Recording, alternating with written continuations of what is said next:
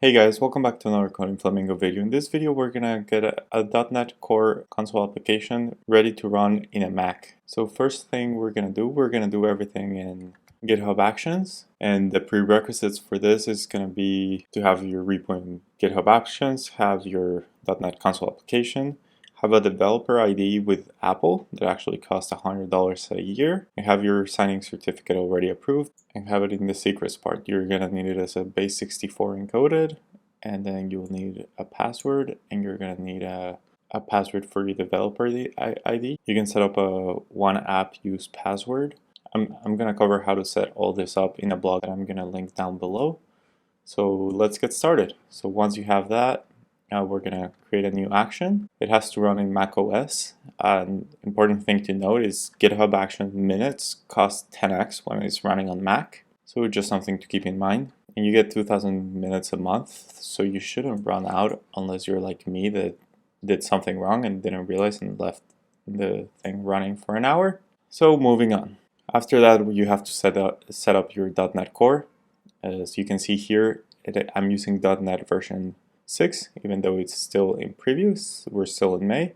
That's because this is the only one that actually works. There was something with the notarization process that broke, and they only fixed it for .NET 6, and they're not backporting it to .NET 5. So if you want to use this with a single file deployment, you have to use .NET 6. And next, you have, like, once we're using .NET 6, then we do a .NET publish, and we're doing OS X 64.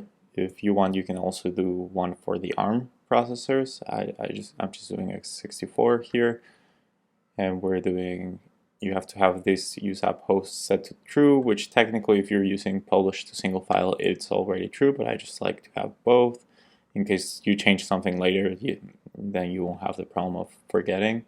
And then we're setting the output to be in this folder that it's going to create. So after that, we delete the PDB files because they're not needed, and we make it an executable. So we make the console, the exe, well, it's not an exe, but like the executable, we make it executable in the Mac by running this. Then we're adding the cert from Keychain, so that's using the certificate that we uploaded and the certificate passwords. And as always, the link to this repo with all the code is going to be linked down below, so make sure to check it out, and you can copy and paste it for your own files. Next thing, I created a script to sign all the files, which basically, I'm just going to go over the script, but basically here I'm just calling that script. And I have it all here. And basically, this script will take 4 parameters. One is a run file, so that's kind of like the executable that we talked about. That's because you run a different sign command on it. It takes the directory of where all the other files are, including the run file, and then the name of the certificate. And lastly, it gets entitlements. So this is something you have to do if you want to run .NET, because there's some default entitlements that you have to pass if you want the .NET app to run. And this is the file. Just copy and paste it. It just allows just-in-time execution and some other stuff that .NET needs.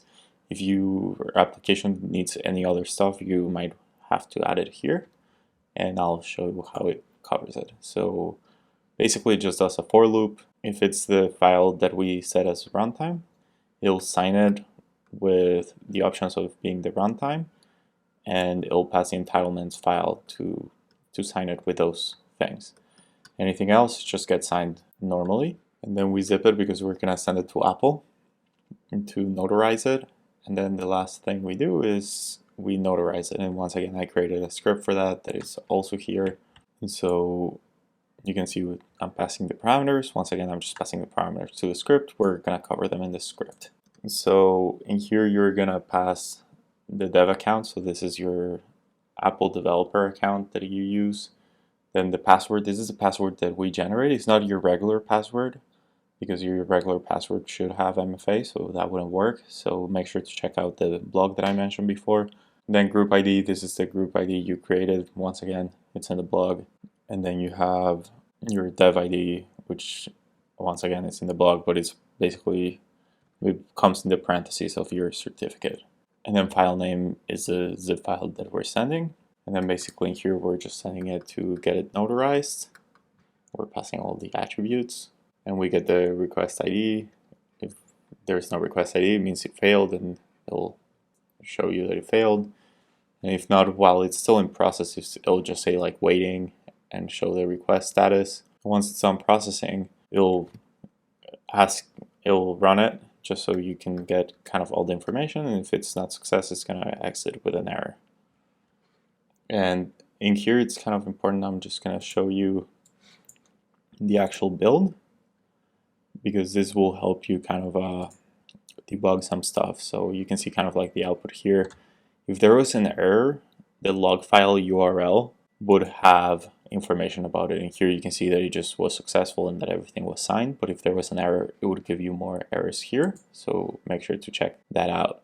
And then after that, we're just uploading the files for artifact deployment. And then usually how I do it is I upload the facts to an artifact deployment.